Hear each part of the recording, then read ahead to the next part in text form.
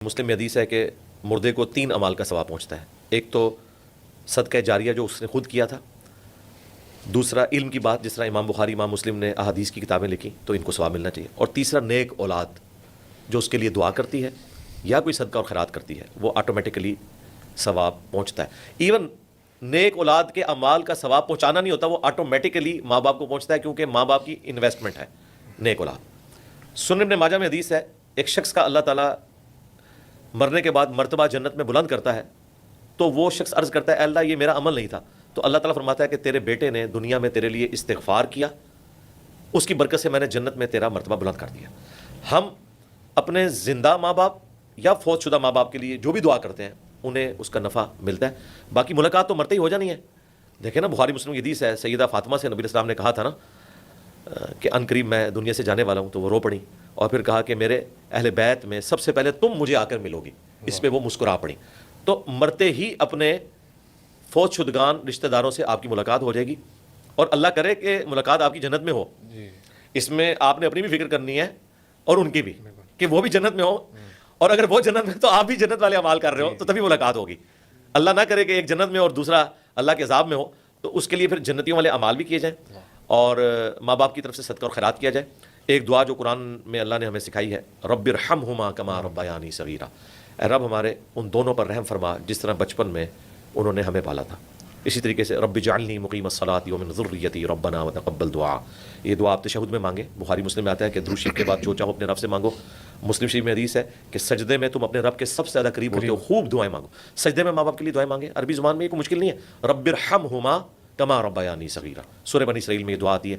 تو انشاءاللہ تعالیٰ نفع پہنچے گا. ایسے اور قبور کے حوالے سے کیا ہے کہ زیارت قبور کرنی چاہیے، قبرستان فریکوینٹلی جانا چاہیے یا کم جانا چاہیے یا نہیں جانا چاہیے، فریکوینٹلی جانا چاہیے. جاتے ہیں تو ان کو پتہ لگتا ہے کہ آئے ہوئے ہیں.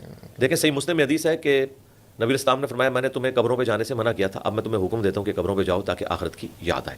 اس کا پرائمری مقصد ہے اپنی موت کو یاد کرنا. ان کو کوئی فرق نہیں پڑتا. ان کو فرق اس اعتبار سے پڑتا ہے کہ صحیح مسلم میں حدیث ہے کہ جب تم قبرستان جاؤ تو دعا مانگو، السلام علیکم اہل الدیار من المؤمنین والمسلمین وانا ان شاء اللہ بکم للاحقون نسأل اللہ لنا ولکم العافیہ. اے مومنین اور مسلمین جو یہاں پر دفن ہو تم پر سلامتی ہو، ہمارا سلام ان تک پہنچ رہا ہے. لیکن فزیکل نہیں ہے کہ وہ سن رہے ہیں یا وہ جواب دے رہے ہیں تو ہم سن رہے ہیں، ہم تو نہیں سنتے. اس طریقے سے وہ بھی ہمارا نہیں سنتے، اللہ پہنچاتا ہے. یہ برزخ کا معاملہ ہے. ان قریب ہم بھی مر کر تمہارے پاس آنے والے ہیں، ہم اللہ کے حضور تمہارے لیے اور اپنے لیے عافیت کا سوال کرتے ہیں. ابن ماجہ میں حدیث ہے عافیت سے بڑھ کر کسی شخص نے اپنے رب سے کوئی چیز نہیں مانگی. تو یہ ہم عافیت مانگتے ہیں فوت شدگان کے لیے. ہماری دعا سے ان کو نفع پہنچتا ہے، ہماری دعا کی برکت سے ان کی مغفرت ہو جاتی ہے.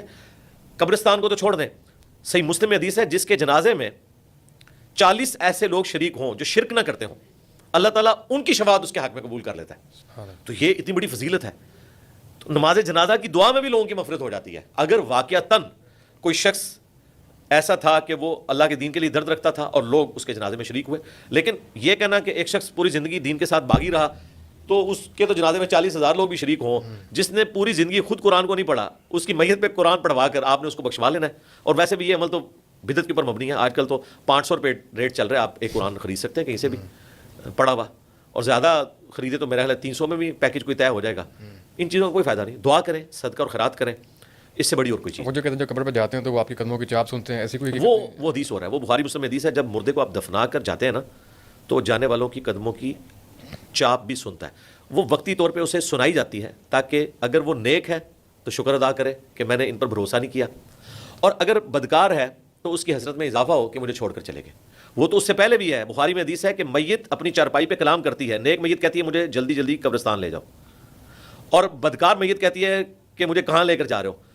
اور نبی السلام نے فرمایا کہ اس کی یہ چیخو پکار انسانوں اور جنوں کو چھوڑ کر تمام مخلوقات سنتی ہیں. انسان اور جن سن لیں تو بے ہوش ہو جائیں، پھر تو وہ غیب کا پردہ ہی اٹھ جائے نا. یہ جو ان الذین یخشون ربہم بالغیب، بے شک جو لوگ غیب میں اپنے رب سے ڈرتے ہیں ان کے لیے مغفرت ہے نا.